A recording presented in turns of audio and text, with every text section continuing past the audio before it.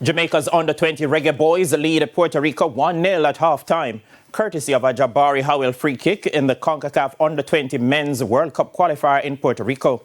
It's a top-of-the-table Group B clash, with both teams winning their first 4 matches. With a better goal difference, Jamaica needs only a draw to make progress to the next round.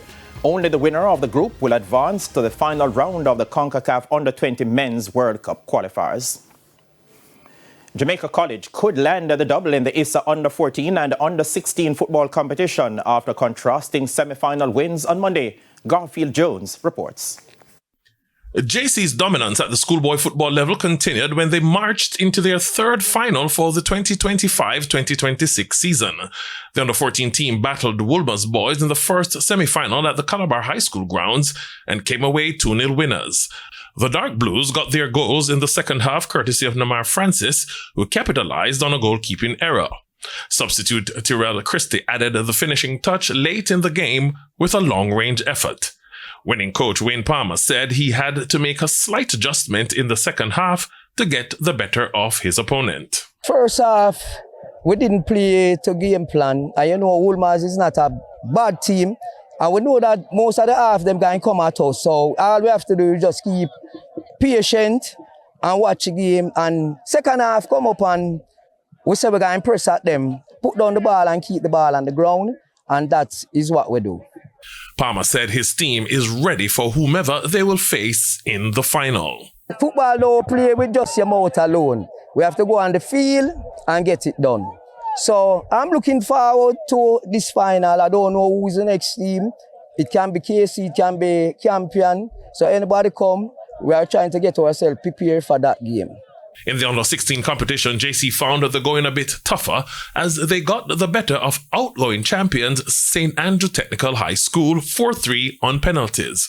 The teams battled to a 0-0 scoreline at the end of regulation time to send the game to a shootout. JC's goalkeeper Edwin Garland was the hero for the Old Hope Road-based institution as he pulled off 2 saves during the shootout to secure their spot in the final. He was named man of the match for his efforts.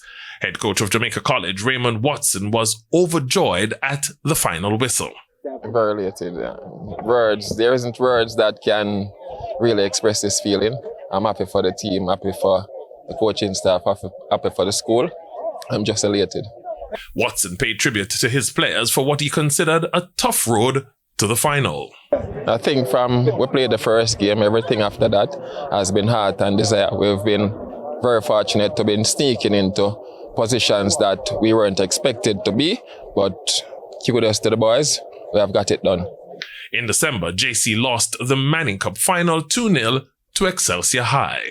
Garfield Jones reporting for TVJ Sports. And like JC, Kingston College booked their place in both the under-14 and under-16 finals. In the under-14 semi-final played at St. George's College Field, KC blanked Campion College 2-0 to confirm their place in the final. In the second game of the doubleheader played at the same venue, Javon Buckridge hat-trick led the purple and white-clad KC to a comprehensive 4-0 win over Mona High in the under-16 division. The final of both competitions will be played on Thursday.